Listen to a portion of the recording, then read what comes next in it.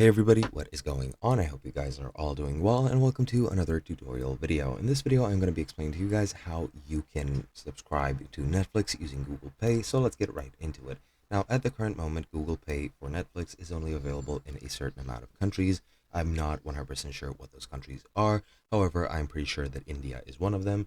If you're not from one of those countries, then you cannot technically use them. However, if you do use a VPN, then you might be able to use them yourself. So let me show you what a subscription page without those without a VPN looks like. So as you can see, I started setting up an account. Click on next, select a package that I want or a plan. I'll choose the standard one.